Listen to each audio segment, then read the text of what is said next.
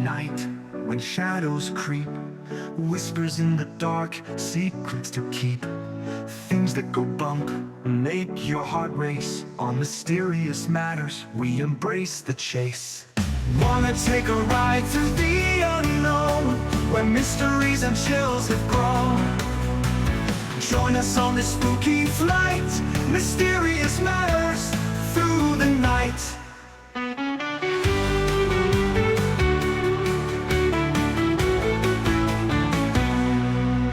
From haunted halls to ghostly sights, UFOs and eerie lights, cryptic tales and legends old.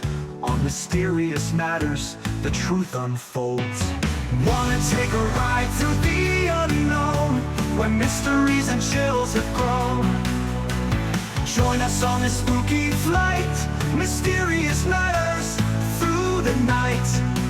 From haunted halls to ghostly sights, UFOs and eerie lights, cryptic tales and legends old. On mysterious matters, the truth unfolds. Wanna take a ride through the unknown, where mysteries and chills have grown. Join us on this spooky flight, mysterious matters through the night. It's time to embrace the magic of the night, with the disembodied voice on the night airwaves bright. The curator of mysteries, guiding our way on mysterious matters, come what may. Wanna take a ride through the unknown, where mysteries and chills have grown. Join us on this spooky flight, mysterious matters through the night. So tune in now, don't be afraid, in this eerie serenade. Mysterious matters, where we explore the secrets and the stories forevermore.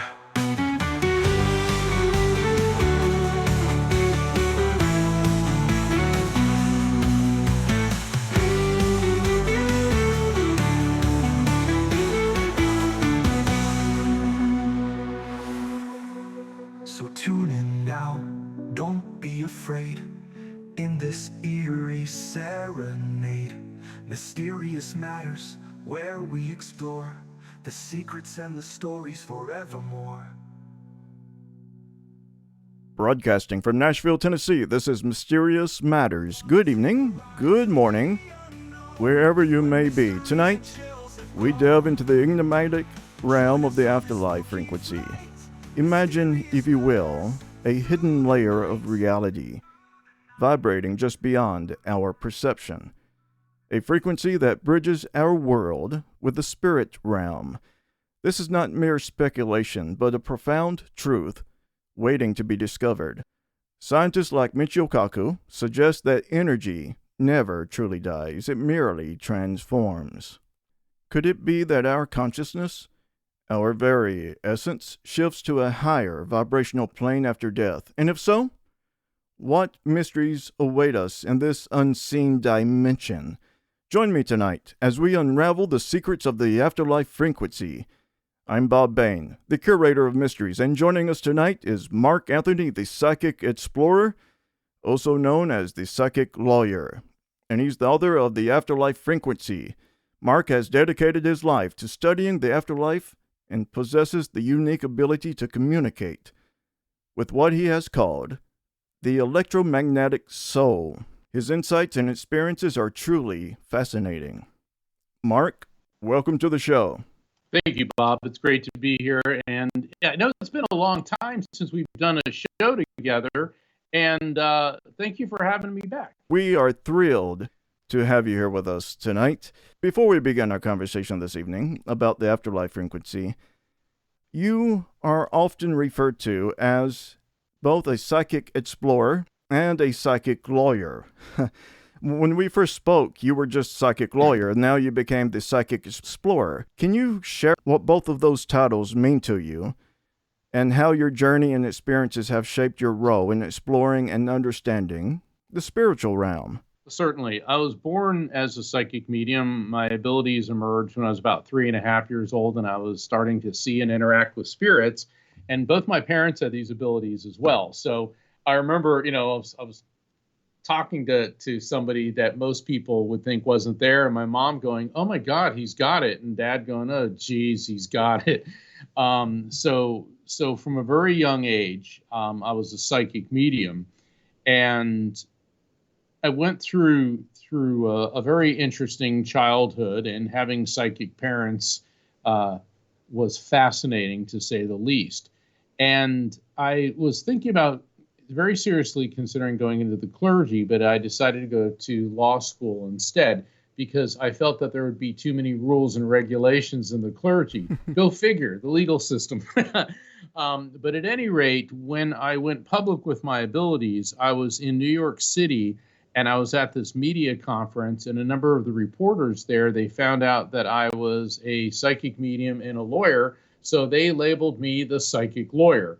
And it stuck, and I started getting invited to be on television and to speak at events.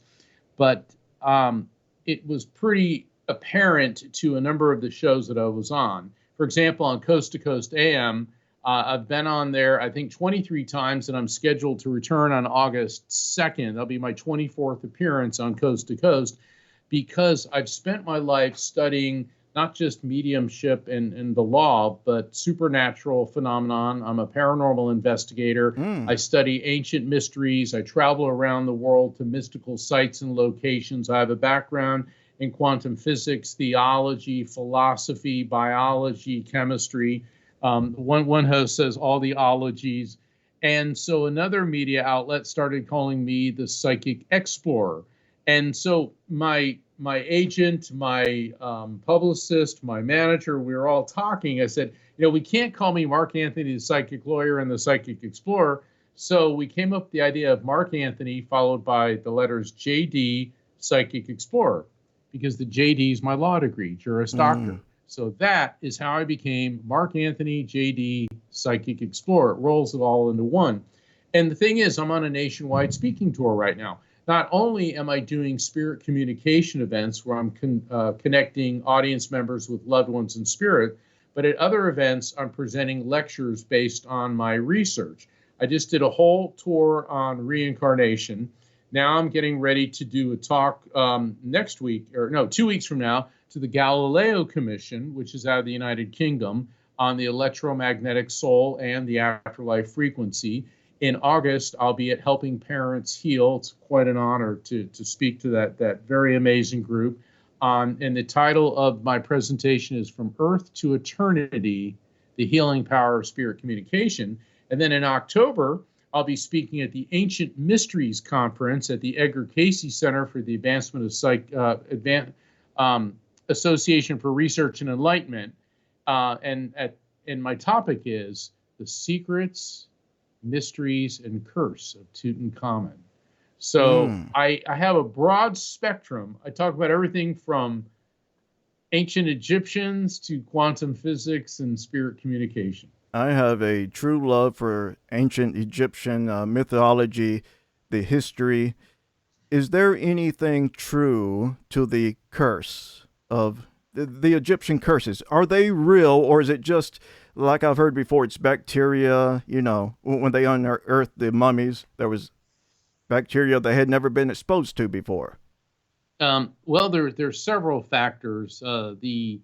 In the wake of Tutankhamun's passing, the tomb was discovered in 1922, opened in early 1923, and by 1929, over 22 people that had been associated with Howard Carter, the lead archaeologist, or had entered the tomb, died, most of them under very mysterious circumstances, including the benefactor of the expedition, Lord Carnarvon, who died of an infection of a blood disease in April of 1923. And that was the big shocker. I mean, Lord Carnarvon, he'd been financing the expedition for nearly a decade, and he was ready to cut the funding. Howard Carter begged him one more season, and bingo, he found it.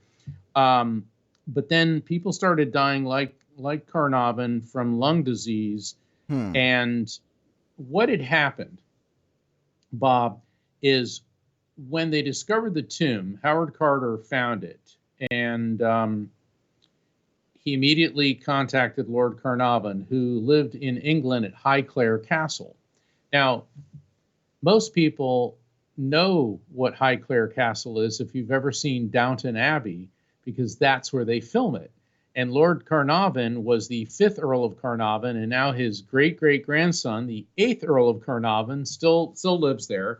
And what's really cool about Downton Abbey, there's a lot of parallels between the Carnarvons and Lord Grantham's family. You know, they were aristocrats in the 20s, strapped for cash.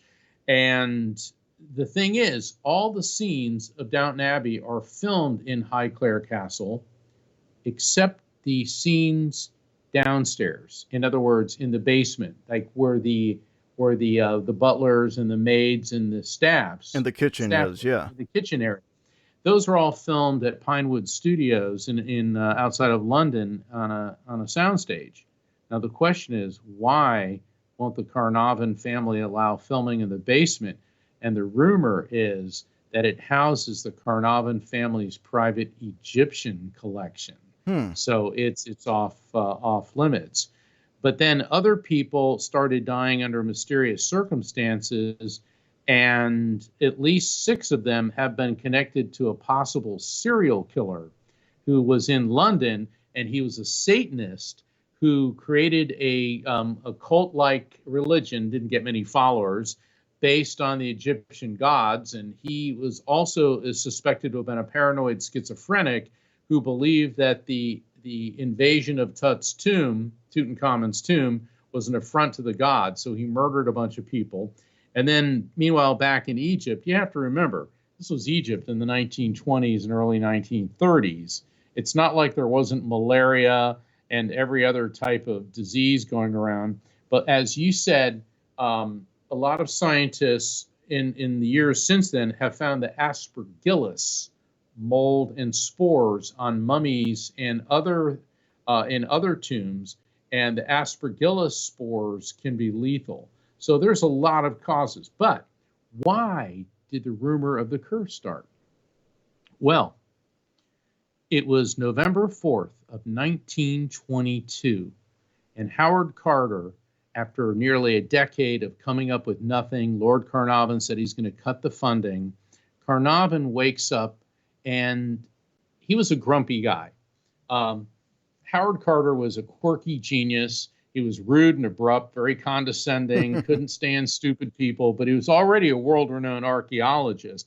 And he had a house that he was living in that Lord Carnarvon was paying for, which is near the Valley of the Kings. And his Egyptian staff was used to him being rude to everybody. That's just, he was a British archaeologist without a college degree.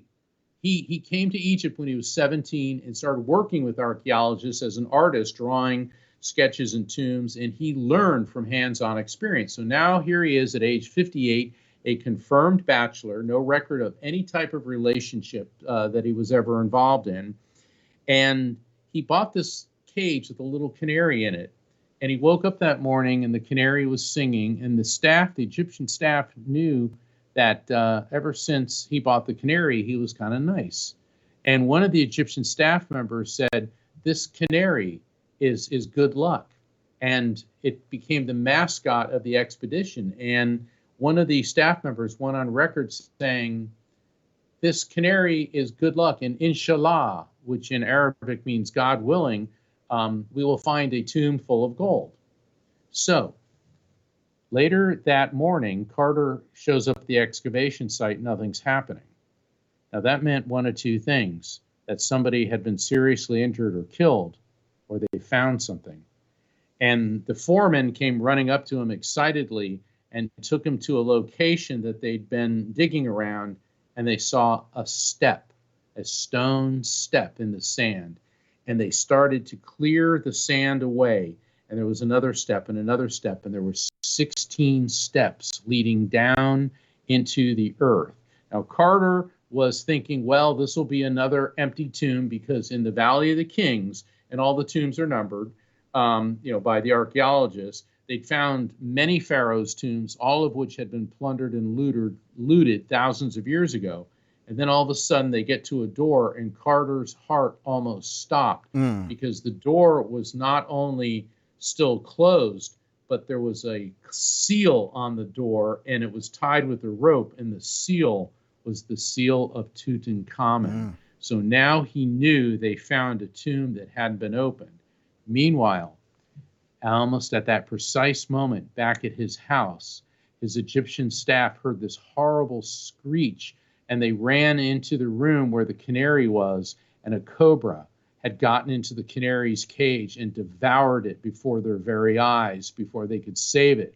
And the Egyptian staff, they may have been Muslim, but they were also Egyptians, and they knew that cobras were the protectors of the pharaohs, and that this was an evil omen.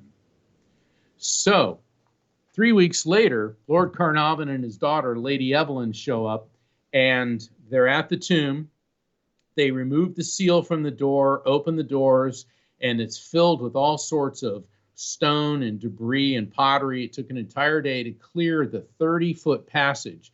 They come to another door, and that too is sealed. So Carter, he drills a hole in the upper left-hand corner of the door, and he's holding up a candle to test the air. And when they drilled the hole, all of a sudden, a gentle air comes out of the tomb, and it smelled faintly of coconut oil and perfume, of all things. And so Carter's looking through the hole, holding the candle, and Lord Carnarvon says, "Can you see anything?" And in Carter's own words, he said, "It was all I could do to get out the words, wonderful things." And he said, everywhere was the glint of gold. Now, why am I telling you all this? Well, immediately this becomes the biggest story in the world. Every newspaper outlet in the United States and Europe, the reporters were there in force. Lord Carnarvon, Carter couldn't stand the media. He couldn't stand the press. He didn't like answering questions. He hated the fact that they were calling King Tutankhamun Tut.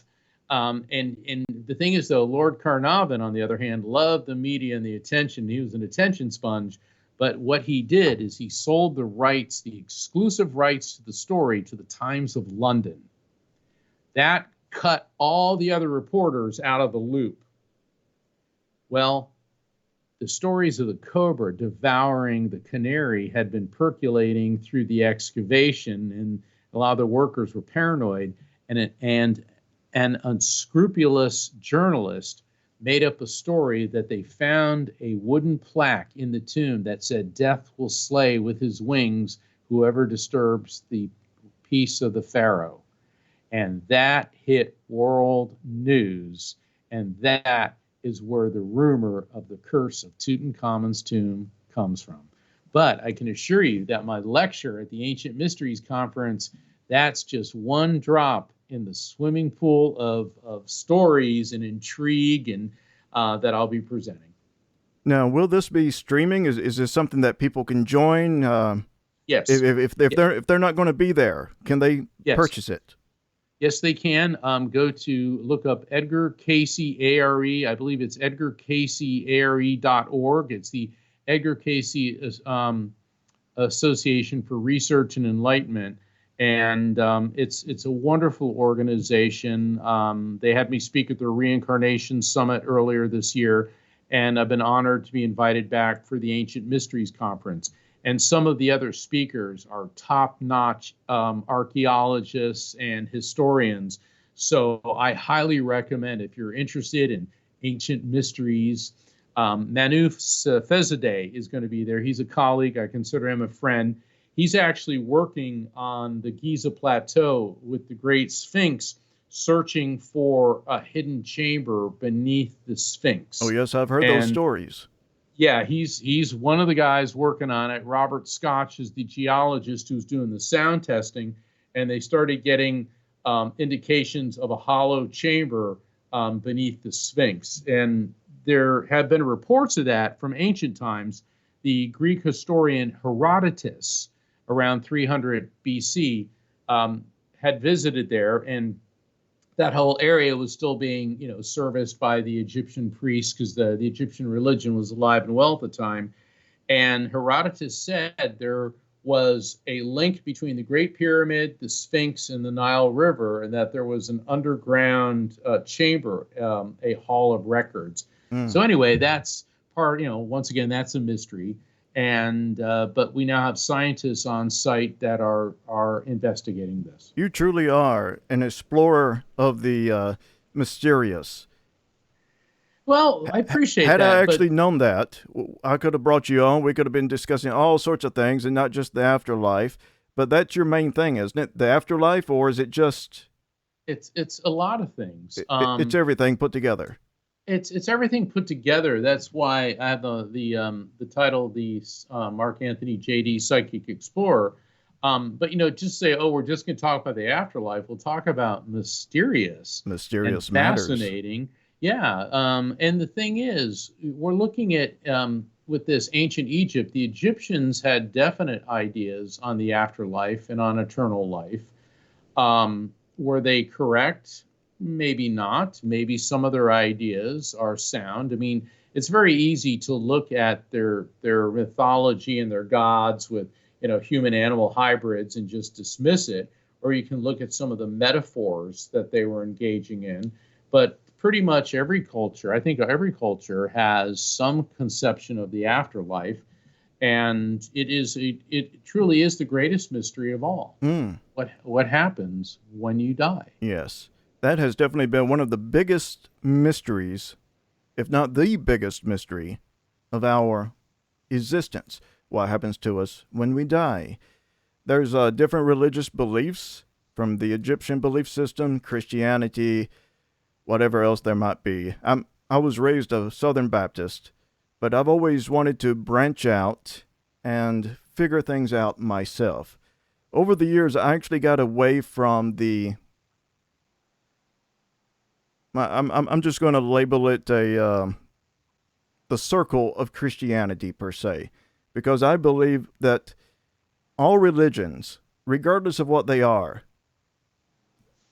they're all correct. That they've got to be, some portions of these religions have to be correct, so and some are incorrect, but they're all interconnected, aren't they? To a very large extent, yes. When you study, and I've spent my life studying religion and the study of God, essentially what all the great spiritual teachers, from the Hindu sages of ancient India to the ancient Egyptians, to Zoroaster, Buddha, Moses, Confucius, Lao Tzu, Jesus, Muhammad, the religions of the Pacific, the religions of Native Americans, teach us that the who and what we are, the soul, the spirit, the consciousness, whatever you want to call it, pre-exists the body, comes into the body, and then moves on after the body dies. The Buddhists refer to it as like this eternal stream of consciousness, that life is just an energetic stream, and that we're only temporarily residing in this body. The Hindus have very similar thoughts on that, and both of those religions, along with Jainism and Sikhism, embrace reincarnation. Christianity, Islam, and Judaism, and I get a big kick out of, there was some professor fired a few years ago for teaching that Muslims, Christians, and Jews all believe in the same God, and he got fired for teaching that. Thing is, all three of those religions are known as the Abrahamic religions because they all trace their roots to the patriarch Abraham. And, we know, and you're a Southern Baptist, you know about Abraham. God told him to prove your love to me, and he was going to sacrifice his son Isaac. But then at the last moment, an angel stopped him and said, you proved your love for God. But all of those religions stem from the patriarch Abraham, ergo, that's why they're called the Abrahamic religions. Now, in the purest doctrinal, dogmatic sense, each of the religions are interrelated and should get along, although in the reality of human history, that cannot be said. And, and I don't even want to get into the whole politics, but the thing is, it's very unfortunate because Muslims believe that Jesus was not necessarily God on earth, but that he was a great and pious prophet. But they believe that the greatest prophet was Muhammad. And it's been said that God inspired the writings that are the Torah, which we call the Old Testament, and that Jesus was sent to correct the errors of Judaism, and Muslims believe that Muhammad was sent to correct the errors of Christianity. So that started the whole "we're right and you're wrong" thing, which has just really been wonderful for human, history. Extremely wonderful, yeah. I mean, it's not like we're killing anybody or anything over religious beliefs. No, not at all. No, I mean, it's all peaceful. Yeah, you know what's fascinating? Christianity, Islam, and Judaism are all monotheistic religions, belief in one God. And monotheistic religions have a long history of going to war with other religions to prove their supremacy. Yet polytheistic religions, like those of the Egyptians, the Greeks, the Romans, the Babylonians, polytheistic religions never went to war to prove that their religious dogma was right. Now, I'm not saying that the Egyptians didn't conquer other countries. The Greeks and Romans certainly did, but it wasn't because of religion. And the problem with the Abrahamic religions is all of them have just generated an unending series of religious wars. And if the adherents of these religions would simply follow the religions, there wouldn't be any war. Nope. Now, you're probably wondering, Bob, when are you going to get onto the topic of the show, the afterlife frequency? Well, we're talking about it now. We're talking about it now. But I was going to ask you. Setting the stage how different belief systems go their lives. Take it away, Bob. Yeah. I was just thinking, because I was talking to my wife about all the frequencies that's surrounding us right now. Right. So, your book is called The Afterlife Frequency. I've got it right here. Let's see if I can bring it up. There it is. And with Afterlife Frequency, what really caught my attention is that, like I just mentioned, we are surrounded by frequencies. More now than ever before, in my opinion. Wi-Fi, correct. Bluetooth, cell phones, like this one I've got right with me. Yeah. Radio waves, television waves, X-rays, microwaves. I mean, it's all over the place, man, in today's age. These technologies require specific hardware, software to be able to decode the signals. So can you explain what the afterlife frequency is and how it differs from these frequencies and how you are able to decode them? Well, that's several questions. But well, it is several questions. I know, but it's a good starting point.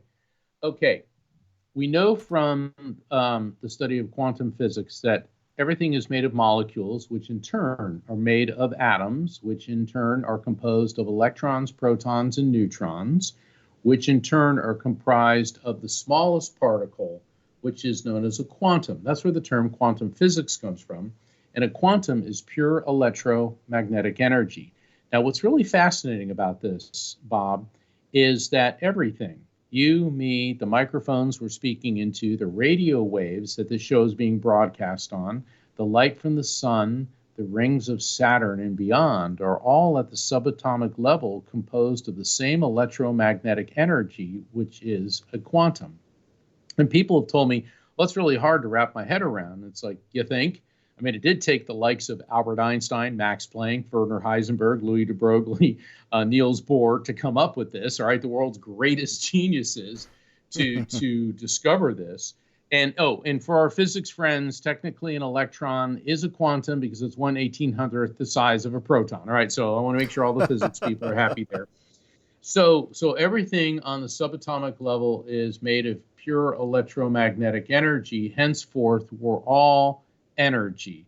And we know from physics that energy, that everything vibrates at different frequencies. That's why this pen, even though on the subatomic level it's made of the same electromagnetic energy that I am, we would consider it an inanimate object because its vibration would be lower and slower than mine because, I'm what we call alive. All right, so we got all these different energies, and we know from all the great faiths that the soul, the spirit, consciousness pre-exists the body, comes into the body, moves on after the body dies. We know from the laws of thermodynamics that energy is neither created nor destroyed, only transferred from one form to another. We know that the brain, which is only 2% of the body's weight, but composes, or rather utilizes, over 20% of the body's electromagnetic energy. Okay, we know that the brain does not create consciousness. In other words, neurobiologists, neuroscientists who study the brain, the official position is that consciousness is caused by chemical reactions and electrical impulses in the brain, but they're completely at a loss to explain how. And people in the afterlife sciences arena, which includes myself, we believe that consciousness pre-exists the body, comes into the body, moves on after the body dies. And so after years of research, I created the term the electromagnetic soul, the EMS, to describe what we really are, which is pure consciousness that is eternal electromagnetic energy. So when we die, think of your EMS, your soul, as a drop of water. And when we die, that drop of water leaves the host, which is the brain, because the brain didn't create the consciousness. Your brain's like a computer hard drive. Your computer hard drive didn't create Windows or the data that's on it, it merely stores it. So when that hard drive crashes, this EMS plunges into the eternal sea of souls that I refer to as the collective consciousness. Now, how does that apply to frequency? Well, our world is, I call it the material world, and a lot of people, the Hindus call it the material world, but the material world, and think of the material world as AM radio. It has frequency, vibration, it's an energetic system, and the afterlife frequency, the other side, is FM radio, much higher frequency and vibration. So you have two energetic systems coinciding with each other, but occasionally the vibrational frequencies between the two overlap. And that's what spirit contact is, which can occur in many different forms. So that, in a nutshell, is what I mean by the afterlife frequency. And this does not go against Christianity or any other type teaching, because Jesus says in Scripture to his apostles before he ascends to heaven that basically once I leave, I'll be closer to you, even more so than I am now. And that's what I've discovered with EMSs, spirits, souls. People will feel a loved one around them. They'll smell a scent. They'll suddenly turn on a radio and there's that song. Now, why do you think that's happening? Just a coincidence? Oh, no. This is how spirits are sending messages and impulses to us to let us know that they're around. Spirits love to communicate with us. And the afterlife frequency is a dimension, a parallel dimension that coexists with ours. That's why spirits can come to you right away. In other words, heaven, the afterlife frequency, is not orbiting Alpha Centauri 4 light years away. It's right here. Just the way AM radio's here and FM radio's here, along with many other forms of electromagnetic energy. Yes. That actually reminds me, considering it goes into the multiverse theories, what I'm thinking about right now. Precisely. And the idea that our thoughts, I believe it was it Michio Kaku? Someone had said that our thoughts might create new dimensional versions of ourselves. Whatever we don't think, because energy doesn't die. Our thoughts creates this energy. So whether we partake upon that thought or not, it might create another dimensional version of ourselves that happens to partake upon the thoughts we did or the paths we did not partake upon. I don't know if that goes into your afterlife. In the afterlife frequency, I go into great depth about multiverses and string theory. Oh, yeah. Yeah. And the thing about my book, The Afterlife Frequency, all my books, Never Letting Go, Evidence of Eternity, and my most recent book, The Afterlife Frequency. Yes, I do discuss science and spirituality, but please do not expect a dry scientific treatise. I suffered through enough boring books in the practice of law that I promise I will not inflict that on anyone. I will explain the concepts in a way that you can understand them and then illustrate them with real life stories, because these things need to be illustrated and brought to life in a way that people can not only understand it, but enjoy the story. So once again, I promise, even though I talk a lot about science, you're not going to be reading an algebra textbook. Yes. That's one of the things I love about having on someone like Michio Kaku. Even though he's a scientist, he loves telling the stories. It's not boring. Yeah. No, and nor should it be. No, it shouldn't be. You're going to lose people like that. Well, Nikola Tesla, who's one of the world's greatest geniuses and such an enigmatic figure, he said that what one person calls God, another calls the laws of physics. And I think that that's really fascinating. And that's not necessarily dehumanizing or depersonalizing God, because we're all energy, we're all energetically interconnected, because everything is on the subatomic level, the quantum or group of quanta is electromagnetic energy. And we know that spirits are able to pick up on our thoughts. Why? Because they're pure electromagnetic energy. And so in spirit communication, what I do as a medium, we have 5 different brainwave frequencies: gamma, beta, alpha, theta, and delta. Gamma is when your brain's cranking at full power. That's when you're doing a calculus exam and you're on Jeopardy, Final Jeopardy. Beta is what I call the activities for daily living frequency. That's where you're functioning and you're awake. Alpha is when you begin to relax, you meditate, or you're drifting off to sleep. Theta is deep sleep, dreamful sleep. And then delta, not a lot of brainwave activity, but very important because it's where you heal, there's cellular regeneration. But it's on the alpha theta border, and scientists have been able to measure it's around 8 hertz. And that's where psychic and mediumistic activity occur. Psychic is when you're able to foresee future events. Mediumistic activity is tuning into spirits. And what happens is everybody is capable of a psychic or mediumistic experience. Not everyone's a medium per se.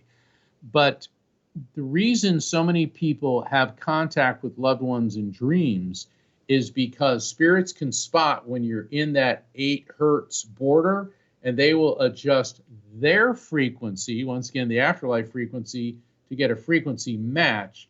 And that's how the spirit communication occurs. What we don't understand is why people like me are capable of going from beta to alpha theta within seconds involuntarily, whereas most people, it takes time as you fall asleep to get to that spot.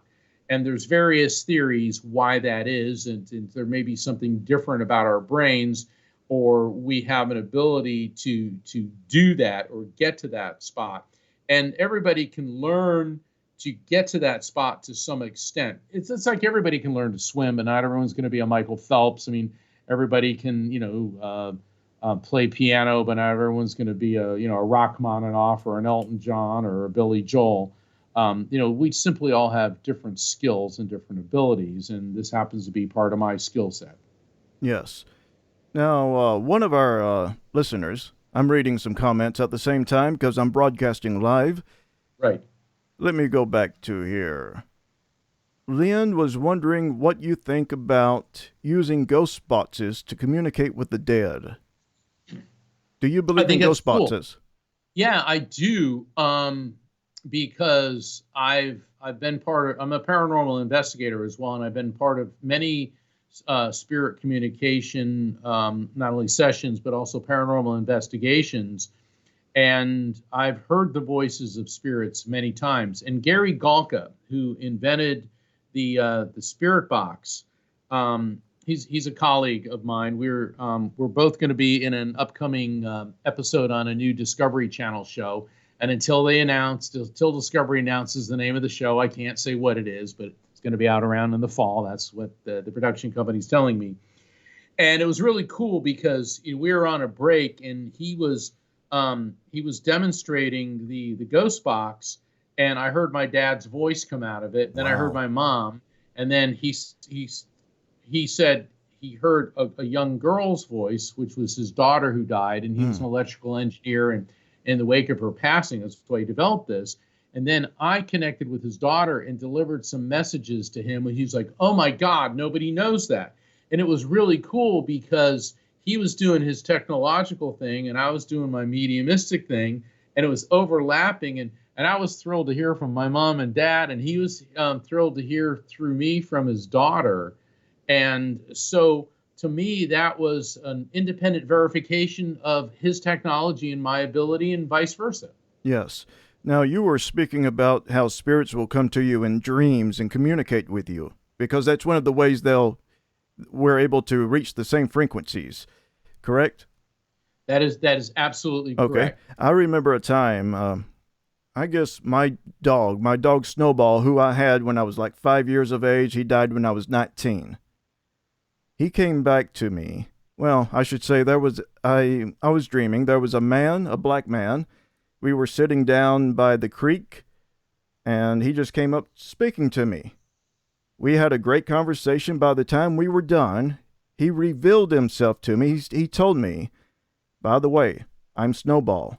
I was your dog, but this is my real form," or one of his other forms. So I don't know if that was a true spiritual contact from him. What do you believe? Could human spirits come back, being reincarnated as animals? I'm just trying to figure out if this was real. Hindus and Buddhists believe in that, and the term for that is transmigration of souls, where you can reincarnate from one species to another. My experience in communicating with spirits is that doesn't happen. Okay. In other words, a human spirit's always going to be a human spirit, a dog spirit's always going to be a dog spirit, and so on and so forth. Now, whether that was spirit contact or a dream, let me ask you this. Did you feel that was the presence of Snowball? I did. It's entirely possible that the spirit of Snowball could have been communicating with you and just presenting a different form. Now, why he'd come through as an African-American guy, that I have no idea. Well, I will tell you this. When he was alive, we actually lived right beside of some African-American neighbors. He would always loved, whenever he got loose, he would love to go up there and visit them.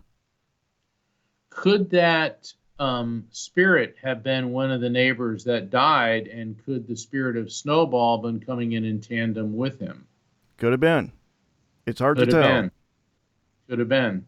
Was Snowball kind of like not like a real big dog, but not a small dog, like a smaller version of I get like a little bit smaller than a German Shepherd? He was a Spitz, a white Spitz. How big are they? Oh, it's hard to tell, actually. But no, he was not very tall. He was not tiny, but he was, I guess, mid-sized. Like a medium size. Yeah. So that's what I'm getting at. Okay. And I assume based on, was he kind of like white, but kind of like a dirty white? You know what I'm saying? Like kind of like had some like gray on his legs and like that. Well, not really. He was pure white, but he liked rolling around in the dirt. Rolling around in the dirt. Okay, so we got Snowball here, and the black guy that came through, was he wearing like long pants that had kind of an undefined hem at the bottom? Like, it has been so long. Well, I'm sure, but this is what I'm getting from them. And what it is, there is they came in tandem. And the reason that Snowball chose to project this image is he felt that you would be more ready and able and willing to interact with a human than with a dog, because then you'd have this... That's what he said. Credulous belief. Well, that's what they're telling me. Okay. So now you're getting the validation from these spirits that that was legitimate spirit contact. So, Hey, was there a lantern? They're holding up a lantern. it's been so long, I don't remember. I just remember that specific dream. Hold on. A old-fashioned lantern that you put oil in. If I say a lantern, what immediately comes to mind for you? Don't worry about how it applies to Snowball or anything else. What does a lantern mean to you? You're thinking. Go with what you feel. Well, the first thing I can just light. I mean, it's embracing it's eliminating the darkness. But when we first moved over to where he started to live in the barn, back in those days, Snowball lived in the barn. But we found an old lantern in the barn loft. Bada bing, bada lantern. Let me explain to you why that's so important. This is how spirits work with me. When spirits give us a message of an explanatory advisory nature, which is what Snowball said, he was speaking through the guy because you'd be more willing to accept the form of a human as opposed to a dog, which you said, yeah, that's what he said in the dream. And then when the spirit follows that up with an objectively verifiable fact, a lantern, and you said, well, he lived in a barn and we found this old lantern. The verifiable fact of the lantern is how this spirit is letting you and I know that we've properly received and interpreted the message before that. That's what I call verifiable fact following a message. This is one of the things how they work with me. Maybe different with other mediums, but that's how they work with me. So it's kind of cool that you're talking about Snowball and that drew, see, your thoughts, your feelings are electromagnetic impulses. He picked up on that. Here he is to validate that that was not a dream, but a contact experience. Wow. And this phenomena is another thing that I go into in great detail in the Afterlife Frequency, because since biblical times, think about all the times in the Bible when dreams are a means to communicate with people.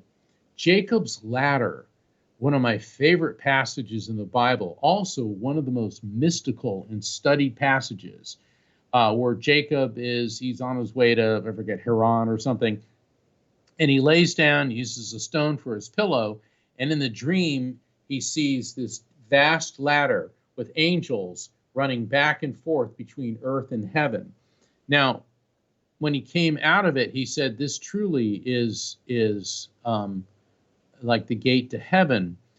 This is considered one of the most mystical and metaphorical. It's one of the most studied passages in the Bible, that the angels are a metaphor for the unending cycle of life. In other words, you die, you come to earth, you return, you go to heaven. Hindu, Buddhist, and progressive Christian scholars say it could be a reference to reincarnation. Others say it's the interconnectedness between heaven and earth. Now, some of the more traditional Jewish scholars say it's about the rise and fall of kingdoms throughout Earth's history. But this was a very, very powerful dream. I mean, there's others. I'm just giving that as an example. In a way, it's the original Stairway to Heaven about 3,000 years before, Led Zeppelin came up with the song. But the thing is, the way, and I've studied the Bible as well my whole life, many people take a literal translation, and if that's what you want to do, that's fine. But I think that you get even more out of it when you look beyond the literal to the metaphorical messages. And think, how did Jesus teach? He taught through parables. The prodigal son, the good Samaritan, the foolish bridesmaids. Jesus taught using parables, which are metaphors. So why wouldn't other sections of the Bible be a metaphor as well? Yes. Speaking of Jesus, I don't know if I've shared this with you or not, but back when I was 4 years of age, I believe it was 4 years of age, I was sitting in the back seat of the car with my mom, waiting for my dad to come out of what was back then Big K. It was nighttime. I looked off to the side, and there, staring right back at me, was what I described to my mother as Jesus. It was his white, glowing face. looking right at me. Apparently, I jerked, and she asked me what was wrong. And I apparently told her, and I do remember seeing the face and being scared. It wasn't necessarily fear. It was just a reaction of some kind. And I just told her, Jesus is looking at me. But that wasn't the first experience I had, apparently, because when I was born, Mom said an elderly man walked through the bedroom door. You know, she was there with me as a baby. She was sleeping with me or whatever. And the man looked down, told her I was protected. Wow. I've had all sorts of paranormal experiences. I've heard voices, a gentle male voice at times.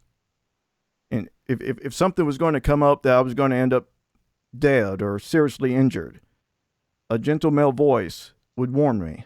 I have no idea what any of this is about, but when you spoke of Jesus, that's what it reminded me of. For some reason, awesome. Someone's looking out for me.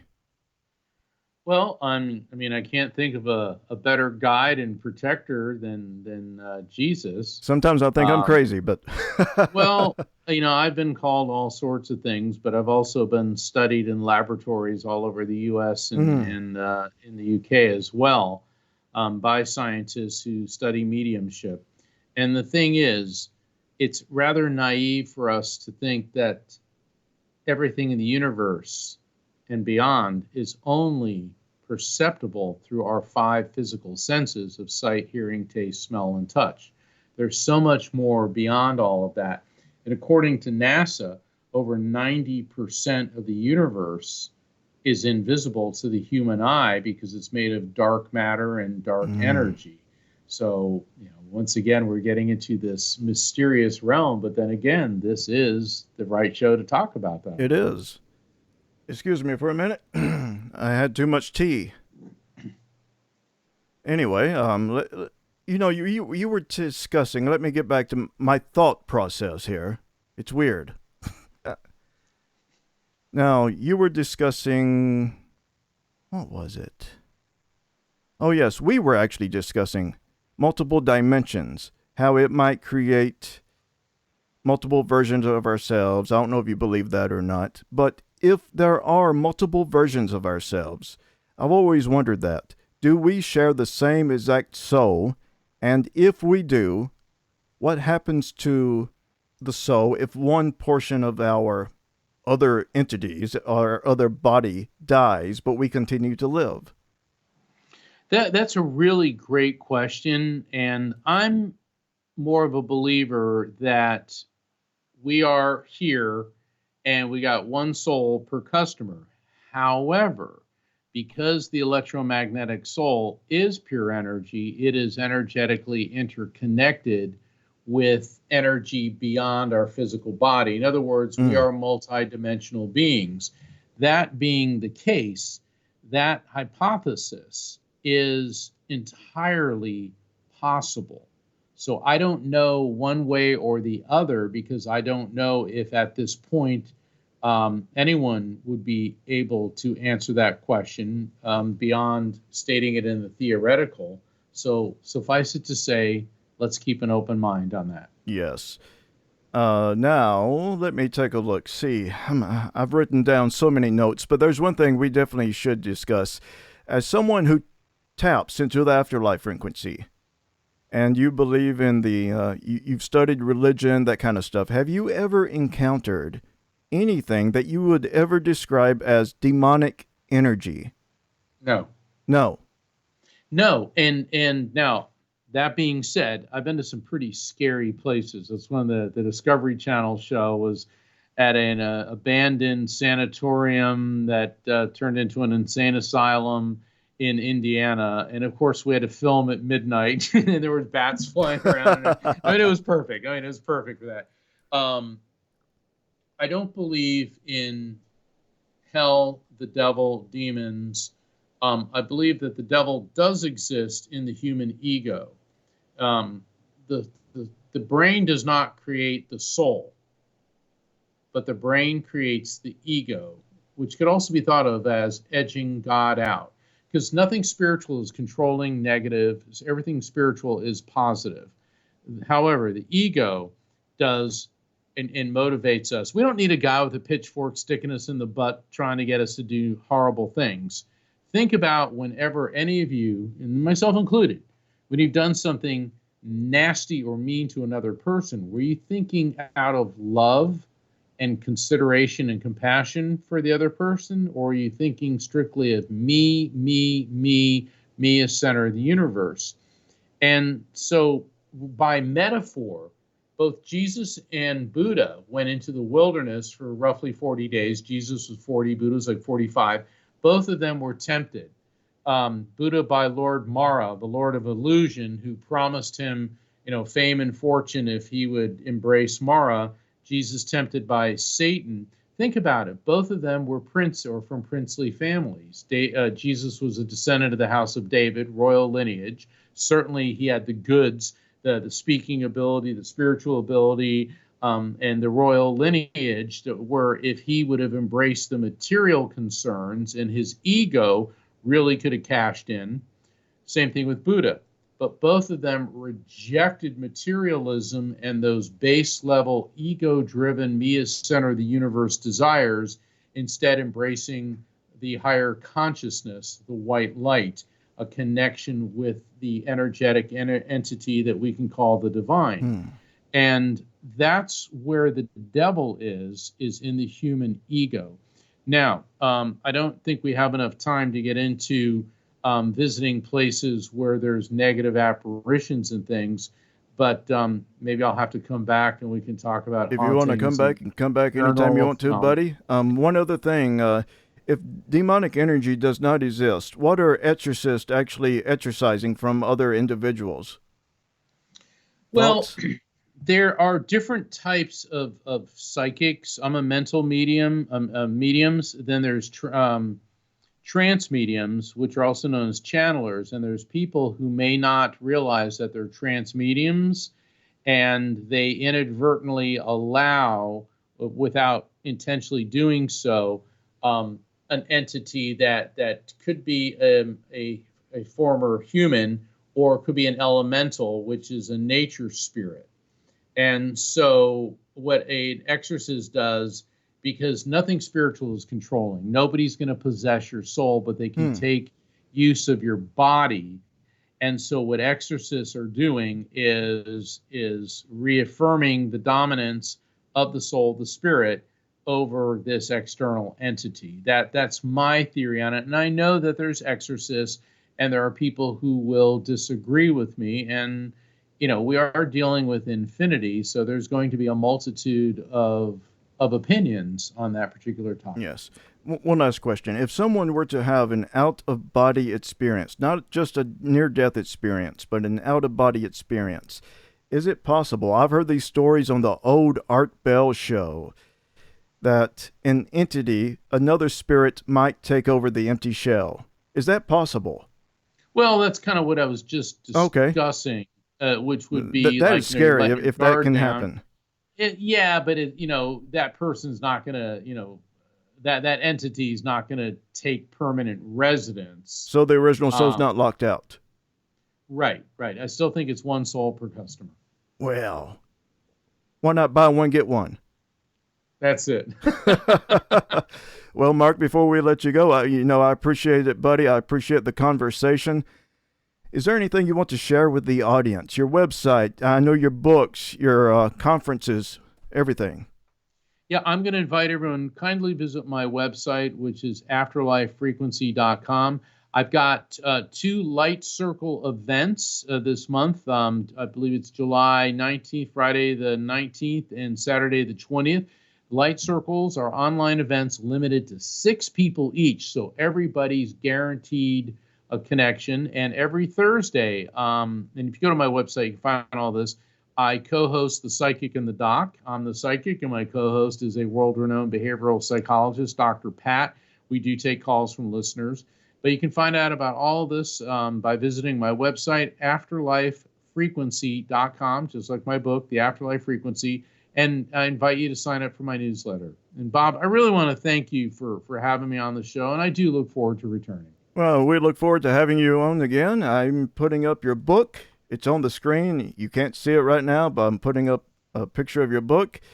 And Mark, we definitely appreciate it, buddy. The Psychic Explorer, the Psychic Lawyer, all in one. Have a great night, buddy. Thank you. Bye-bye. And that, ladies and gentlemen, was Mark Anthony, the Psychic Lawyer, the Psychic Explorer. If after listening to this program you find yourself interested in reading more about Mark Anthony's book, head on over to mysteriousmatters.com/afterlife. And before I do end this program, I want to say a special hello to my friends at paranormalforum.net. They're all there listening to the show this evening, as well as a lot of other people. With that said, until we come back together again, I bid you all a kind farewell. When the shadows fade and the night is still, we danced with ghosts and climbed up haunted hills. From lucid dreams to spooky scenes, weaved in places that would make you scream. Mysterious matters where secrets thrive. In the haunted whispers of the night we dive. We shared the chills and the eerie delight, until we meet again in the moon's pale light. Mysterious matters where secrets thrive. In the haunted whispers of the night we dive. We share the chills and the eerie delight, until we meet again in the moon's pale light. From spectral tales to dreams so strange and weird and wild we love to arrange. Questions linger and answers may flee, but tonight you've been creeped out by me. Mysterious matters where secrets thrive. In the haunted whispers of the night we dive. We share the chills and the eerie delight, until we meet again in the moon's pale light. Mysterious matters where secrets thrive. In the haunted whispers of the night we dive. We share the chills and the eerie delight, until we meet again in the moon's pale light. Until we meet again, fare thee well, and don't let the ghosts from under your bed drag you to their ghostly hell.